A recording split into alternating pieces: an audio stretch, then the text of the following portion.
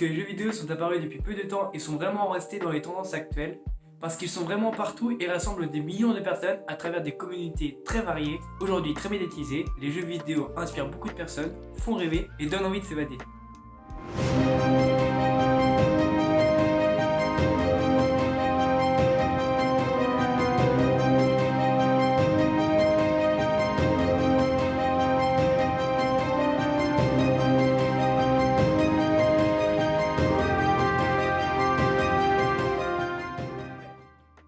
Qu'en est-il de la communication des jeux vidéo au succès monstre? Comment les éditeurs font-ils pour donner envie aux gamers de jouer à leur propre jeu? Eh bien, c'est ce que nous allons voir aujourd'hui.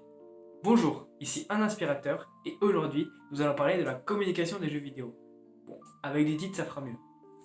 Le jeu vidéo est encore en pleine expansion. Il est à la fois considéré comme un bien de consommation quand on pense à l'industrie du gaming, mais aussi en bien culturel, comme par exemple avec le e-sport.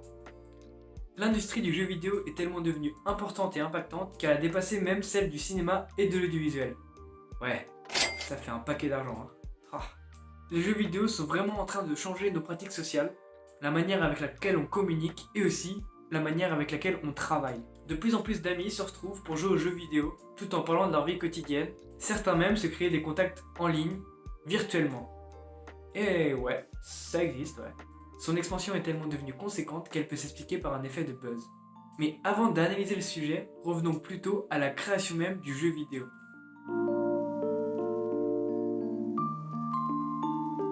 Tout a commencé aux États-Unis, dans un centre de recherche nucléaire, où un certain chercheur William Higinbin a inventé une simulation de jeu en 1958 appelée Tennis for Two. Ouais, le nom donne pas très envie d'y jouer, je vous l'accorde. Tennis for Two est donc un jeu où deux joueurs, sans blague, se renvoient la balle sur deux écrans d'oscilloscope.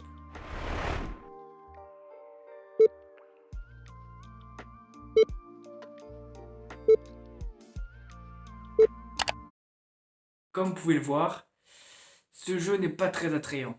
Bref, le véritable tournant des jeux vidéo n'a lieu que quelques années plus tard, avec l'arrivée d'un nouveau constructeur japonais, devinez le nom, Nintendo.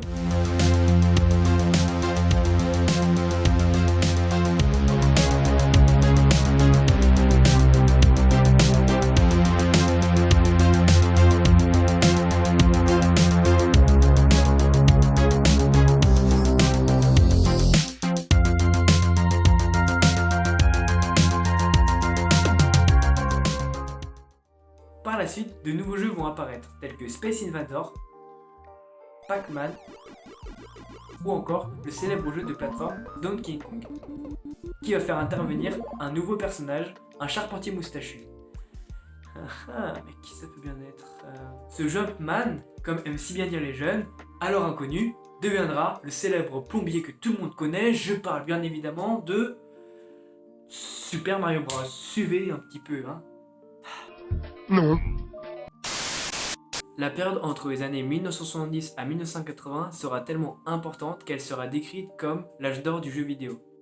Peu de temps après, c'est-à-dire vers les années 1995, de nouvelles générations de consoles arrivent avec les images en 3 dimensions. C'est le cas de PlayStation proposé par Sony. Sony est arrivé sur le marché en se disant « Maintenant, on va vous montrer ce que c'est le véritable jeu vidéo ». PlayStation s'est imposé comme branché, tendance et très adulte, alors qu'avant les jeux vidéo étaient destinés plutôt aux enfants. Donc concrètement, comment les sociétés d'édition aujourd'hui font-elles pour donner envie de jouer aux jeux qu'elles ont créés? Eh bien, c'est ce que nous allons voir aujourd'hui. Eh bien oui, les jeux vidéo sont avant tout présentés lors d'événements organisés le plus souvent par des constructeurs de consoles appelés Showcase.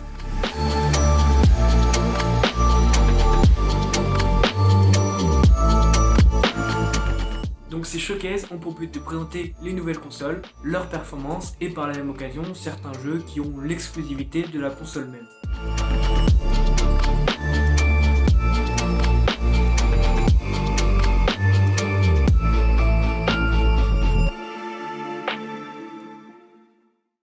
Les jeux vidéo peuvent être aussi présentés lors d'événements de grande envergure type Electronic Entertainment Expo, E3 de manière plus simple. L'E3 est donc l'un des plus grands salons au monde, si ce n'est le premier, des loisirs interactifs et des jeux vidéo. Ce salon a lieu tous les ans et rassemble tous les plus grands constructeurs au monde de consoles. C'est donc une très grande opportunité pour les éditeurs de jeux vidéo de présenter leurs jeux lors de ce salon. Mais ce n'est pas tout.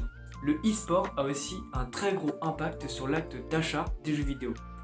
Je m'explique. Le e-sport, qui est un sport de compétition et qui est en pleine expansion depuis 2011, rassemble toute une communauté de viewers et de gamers qui sont prêts à voir leurs streamers favoris se battre dans des duels acharnés face à d'autres joueurs. C'est lors de ces duels que les jeux vidéo vont avoir une hype énorme. Ça a été le cas pour Rocket League, League of Legends, CSGO, Fortnite et plus récemment Call of Duty Warzone. Call of Duty Warzone, pour ceux qui ne le savent pas, est un battle royale où s'affrontent plus d'une centaine de joueurs sur une map par équipe.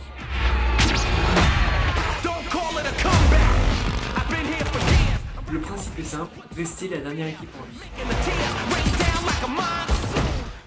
Dans ce genre de jeu à gros succès, il arrive que des streamers prennent l'initiative d'organiser leur propre tournoi avec des grosses sommes d'argent en jeu. C'est le cas de Gotaga, célèbre streamer qui a organisé plusieurs fois dans le jeu des tournois.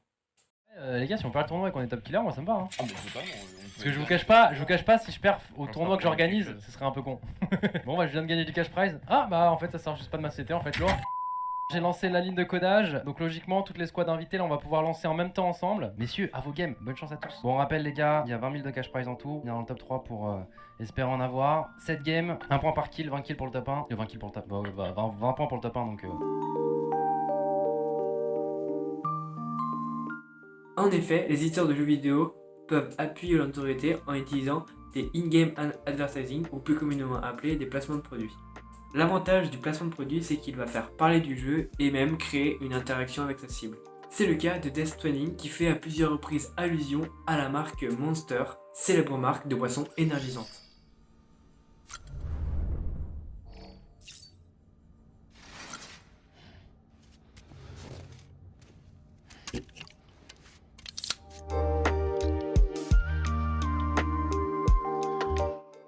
La notoriété du jeu vidéo porte essentiellement sur le streamer qui, en plus de jouer au jeu, peut donner son avis et ses impressions, ce qui va fortement influencer l'acte d'achat, tel une moule à un rocher. Certains sollicitent aussi des acteurs pour devenir l'égérie du jeu et n'hésitent pas à profiter de la notoriété des stars pour faire valoir leur publicité et leur jeu. C'est le cas de Death Stranding qui fait intervenir l'acteur phare de The Walking Dead, Norman Reedus, ou bien Ghost Recon avec un autre acteur de The Walking Dead, John Bertan. Ou encore Cyberpunk avec l'intervention de John Wick qui va présenter le jeu avec humour. Getting caught. In Night City, you can become anyone, anything, if your body can pay the price. So seize the day, then set it on fire. Comme nous pouvons le voir dans ce trailer, les éditeurs de jeux vidéo n'hésitent pas à utiliser des musiques tendances pour capter l'attention du joueur.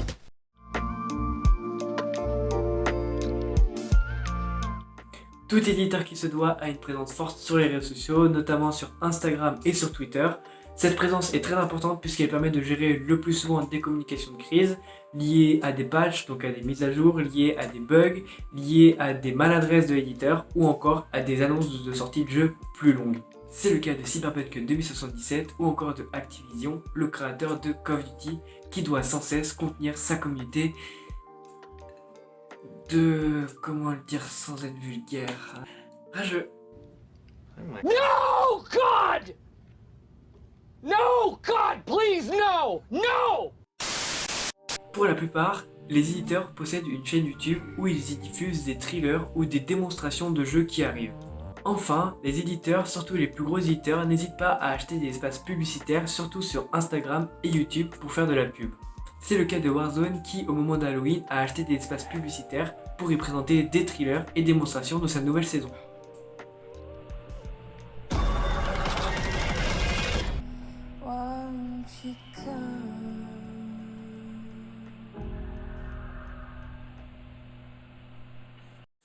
Voilà, la vidéo est finie, j'espère qu'elle vous aura plu. Si c'est le cas, n'hésitez pas à le faire savoir avec des pouces bleus, ça fait toujours plaisir. Et si vous venez d'arriver sur la chaîne, si vous êtes nouveau, n'hésitez pas à vous y abonner, ça fait encore très plaisir. Donc voilà, moi je vous laisse sur ça. Très bonne journée à vous, allez tchuss!